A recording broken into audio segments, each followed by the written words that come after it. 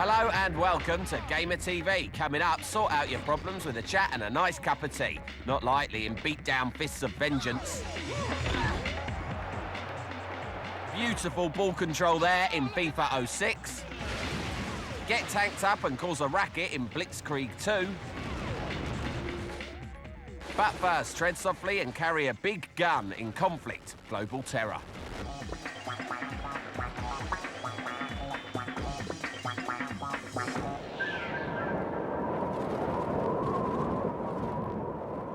A hardened Special Forces group is set to embark on another deadly squad-based mission to save the free world from bad guys. There better be a damn good reason for it. With games of this type appearing on every street corner and village green, one more addition to this groaning genre had better stand above the crowd with its head and quite possibly its shoulders too.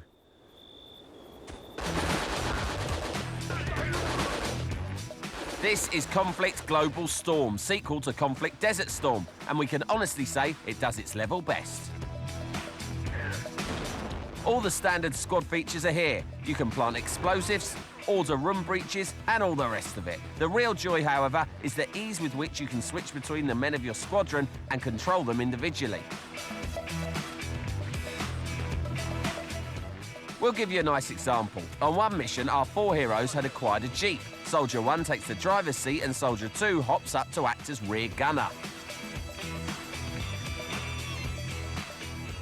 Meanwhile, Soldier 3 is in the gallery above, acting as a watchful and deadly sniper. That only leaves Soldier 4 to open up the door, and then all hell breaks loose.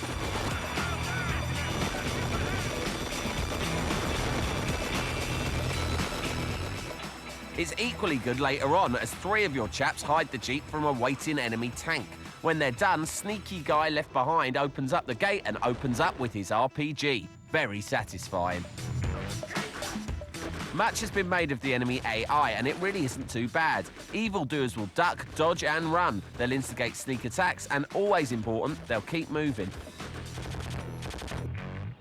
They're pretty ruthless too, and if you get in the way of some heavy armor, don't expect any mercy.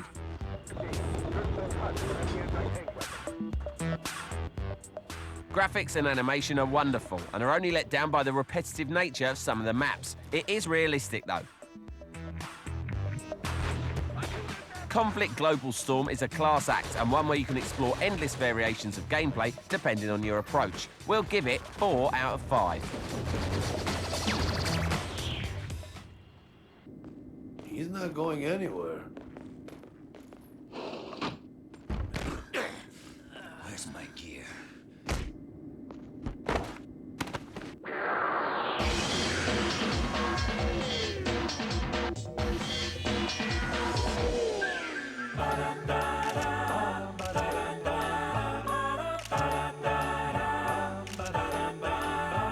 Tommy Tallarico and Jack Wall are 2 of the most respected and charismatic composers in the video game business. Now the little and large of the composing world have boosted their profile further with one of their most ambitious projects yet. A gigantic concert in LA featuring the best music from video games past and present called Video Games Live. Basically, Video Games Live is all of the greatest music and franchises of all time.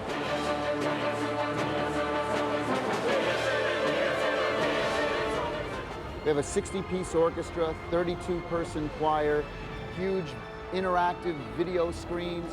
We have lasers, lights, stage show production for some of the pieces. So it's kind of like a rock and roll show meets a symphony, meets Cirque du Soleil, meets a live interactive video game, all going on at once. Nobuo Uematsu's Final Fantasy orchestral performance in 2004 proved that the world of video games music had finally grown up. Their new show plans to dwarf those efforts by taking us on a journey through some of the most influential titles of all time. We're going to do a whole retro arcade segment, which has 30, 40 games in it, which is going to put a smile on anyone's face because everyone's seen these games. Then we're going to go to Halo and Metal Gear Solid and Warcraft. EverQuest, Final Fantasy, Advent Rising. I mean, it's really, there's something in there for everyone. The orchestra members that we're talking to who are playing this music, you know, they always come up to me afterwards and say, wow, this is really, really good music.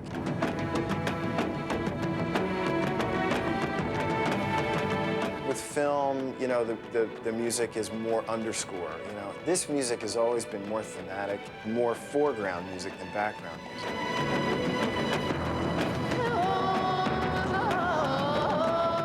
I think the players like that. It gives them something, a challenge to play this music, because it's not easy music. It's quite challenging music. I think the music is presented in a way that no one's ever heard before or has ever been recorded before. The show also featured unique interactive elements. There we go. Get on that frog. Two people are picked to come on stage and play each other, and depending on how they're playing the game, the orchestra is reacting in real time live while they're playing a game on a 30-foot LED with 20,000 people cheering them on, and the music's all being done in front of them. 3, 2, we got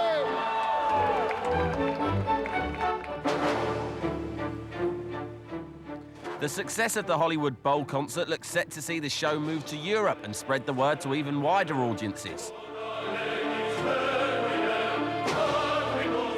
I just hope it becomes an event that people really don't want to miss. I mean, that's the whole idea behind it. We want to create something that people can really enjoy, really want to be a part of. By performing game music in this way, I think it's going to give it some legitimacy, and beyond that, I think it's just going to be an amazing thing to see. We want to show the world, as composers, that video game music is a serious form of listening enjoyment. It's not blips and bleeps like everyone assumes. It's really going to be enjoyed by everyone, not just video game fans.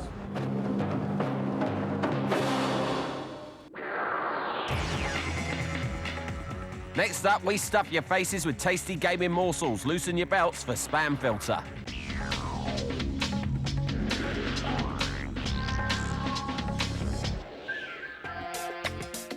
Music moguls MTV Films have penned a deal with Midway Games to bring their adventure shocker The Suffering to the big screen. Movie special effects maestro Stan Winston is so far on board, and the film is expected to follow the game's storyline closely. Lead character Torque has been chucked in chokey for a crime he may or may not have committed. Unfortunately for our anti-hero, the maximum security prison he's in goes a bit Hellraiser, with nasty monsters prowling the prison halls. The film's set for release next year.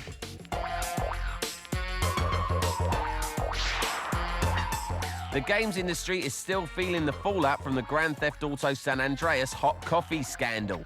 The latest GTA has been re-rated adults only in the States. This is due to the sexual nature of hidden content in the game. The media storm this content provoked has led to the US games regulator, the ESRB, to issue a warning to games publishers and developers that they must declare any hidden content before their games can receive an age rating.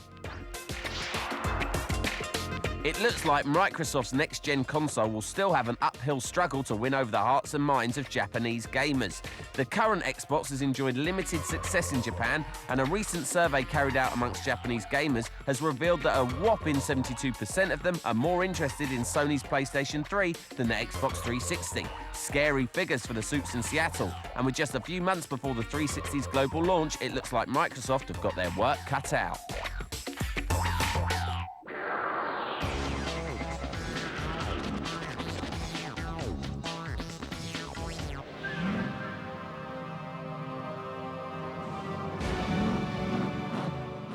Motor racing, the sport of gods amongst men. Steely, futuristic warriors that fling their metal steeds around the most challenging of... Oh, I see. So much for that, then. Bandicoot, anyone? Yes, indeed. A Crash game is fast approaching that spotlights not the hyperactive platforming we've come to know and love, but racing, racing, racing. And shooting.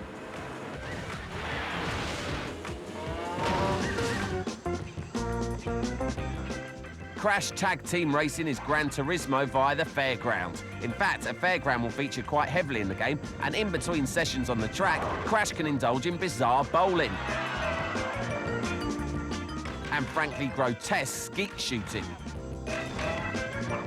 There's also a pirate ship, which is always good.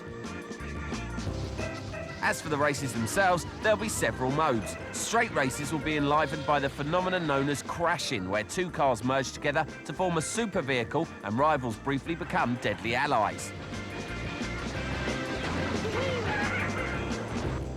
In Crashinator and the Run the Gun modes, points will be awarded for carnage by bumper or gun respectively. Fast Lap will be a straightforward time trial, albeit with the likes of Neo Cortex at the wheel. And finally, chickens. Top of the morning and the cock-a-doodle-doo sports phase. Chick Gizzard Lips here, welcoming you to the farewell race at Von Fletcher's Motor World. Crash Tag Team Racing has Stocking Filler written all over it, and that's by no means a bad thing. With a variety of surreal tracks and levels contributing to the carnival atmosphere, it looks like there'll be bite-sized challenges both on and off the track. You have to look forward to a game where even the loading screens are crass and entertaining. Crash's latest outings have been more than a little tired. With luck, Tag Team Racing will be the game to restore the series' vigour. It's out later in the year. It's only a matter of time before we do away with these meddlesome rodents forever!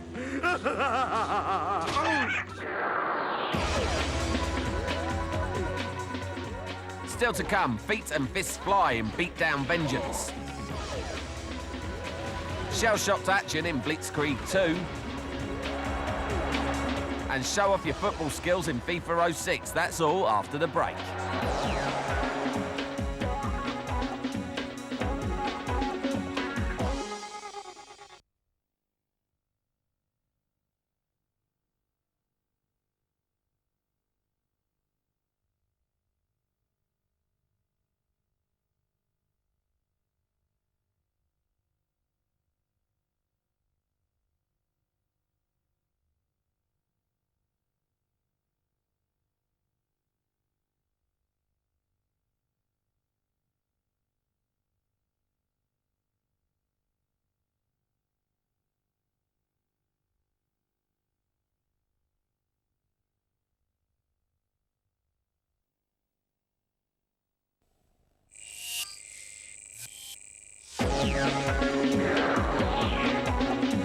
Welcome back to Gamer TV. Now it's a fantastic football face-off in FIFA 06.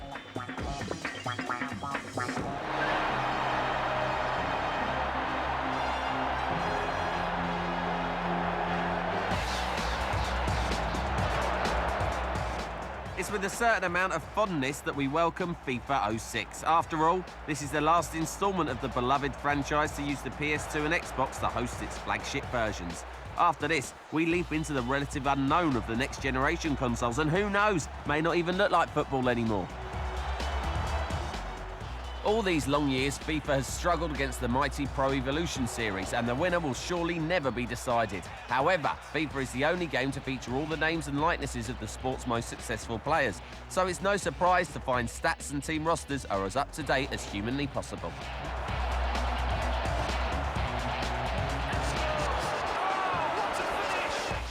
Graphics have also enjoyed an overhaul for this last waltz, and players work the pitch with greater elegance and purpose than we've ever seen. Electronic Arts are clearly pushing their skill stick feature this year. It's popped up in every sport going, and here simple moves of the right analog stick allow you to pop in an unlikely shot or spin and dribble like a muddied ballerina. Oh, did you see that? But, as welcome as these improvements are, the compelling reason for most to spend their cash on FIFA is simply loyalty. It's been 11 years since the game first appeared on the Sega Mega Drive, and it was the first title to show that digital soccer was something to be taken seriously.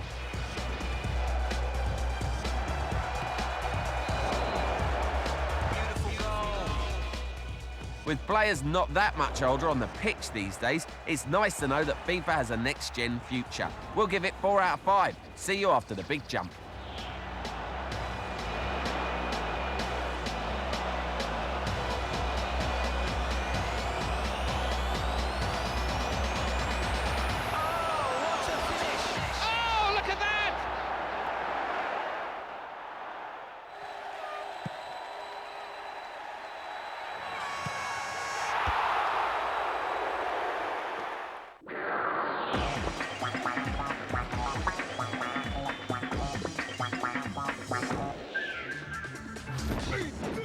Street fighting, like football, is a game of two halves. Take Beatdown Fists of Vengeance, for example. On one hand, it's a third-person action-adventure filled with shady underworld characters and disturbing nasty violence. On the other, it's a Tekken-style beat-em-up, filled with, that's right, shady underworld characters and disturbing nasty violence. Hey, I hope your little sister's out.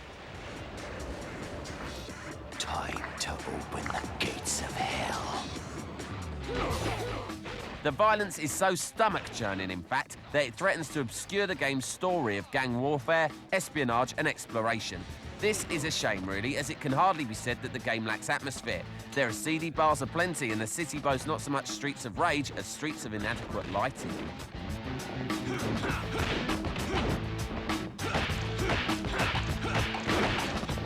As for the scraps themselves, the one-on-one versus modes are by far the most enjoyable. They're fast, crunchy, and make the best use of the street-styled special moves known as Devastators. In the first-person mode, your selected character can explore the grim environment, gathering information from bystanders, and in 99 cases out of 100, giving them a slap for their trouble.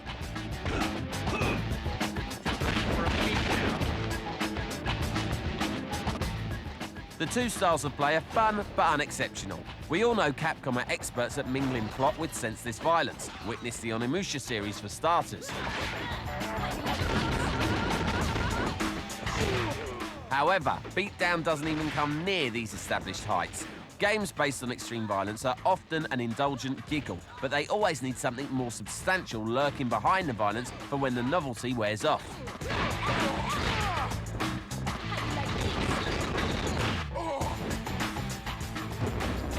As nice as they are, man can't live on breakdancing special moves alone. We'll give this 2 out of 5.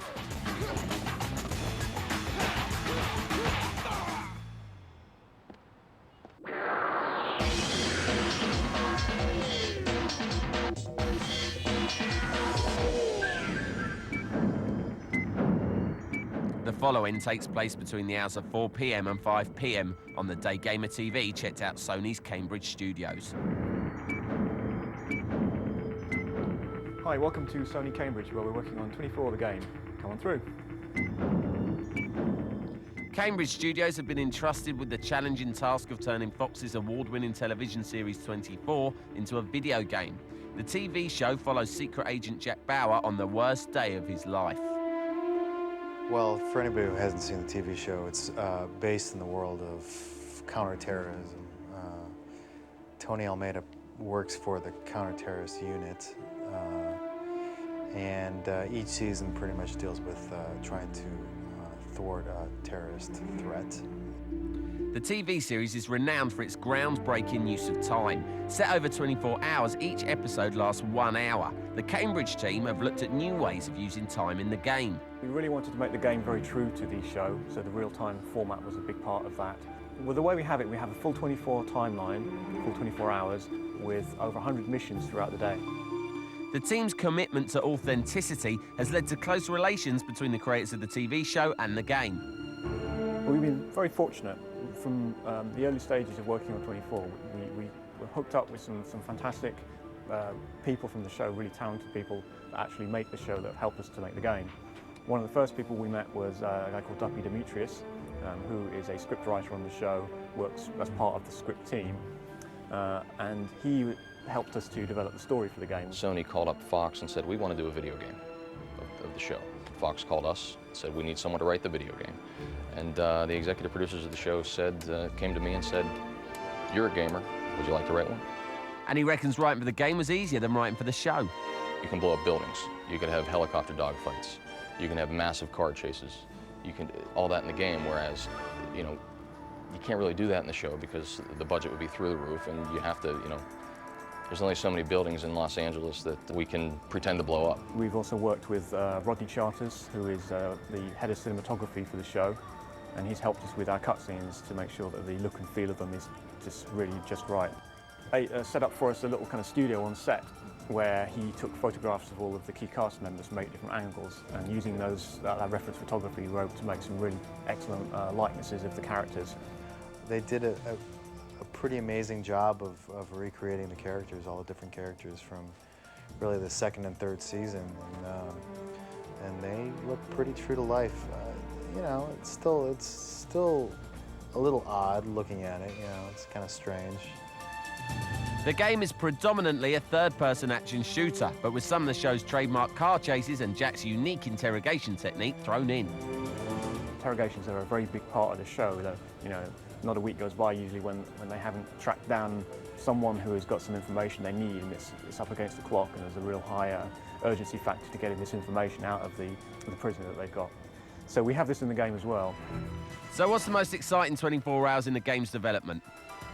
I think the most kind of fun, exciting 24 hours we've had making this game is when some of us were lucky enough to visit the set. Some of us were actually just off camera as some of the shots were being filmed of this really pivotal moment. So that was quite an exciting thing. I can't really do 24 hours. Probably be this week. This whole week I've had in Cambridge here, and I come here and they say, all right, here's the game. Play. You'll be able to play the game yourself when it's released later this year.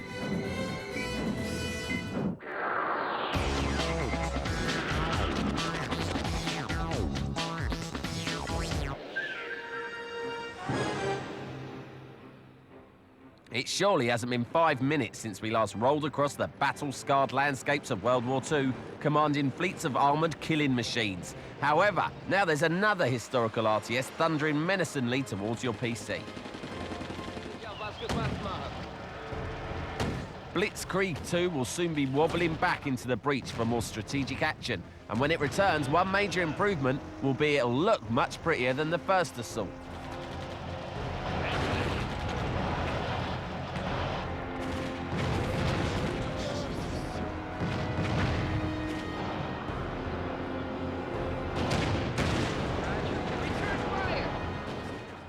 While the game's developers Nival Interactive aren't trying to radically rethink Blitzkrieg's classic RTS gameplay, they're working on an impressive new engine that will take the series into glorious full 3D. From what we've seen so far, the atmospheric effects and the sharp-looking new engine will really bring the epic conflicts to life.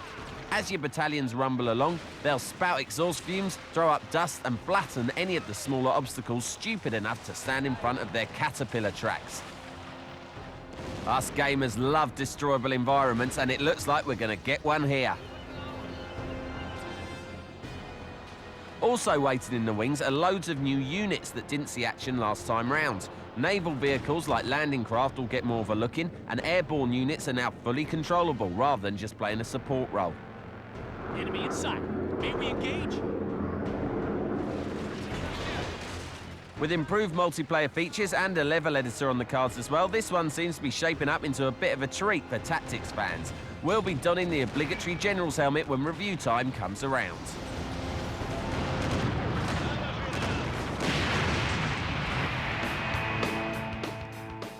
Thanks a lot for watching. Join us next time for more Gamer TV.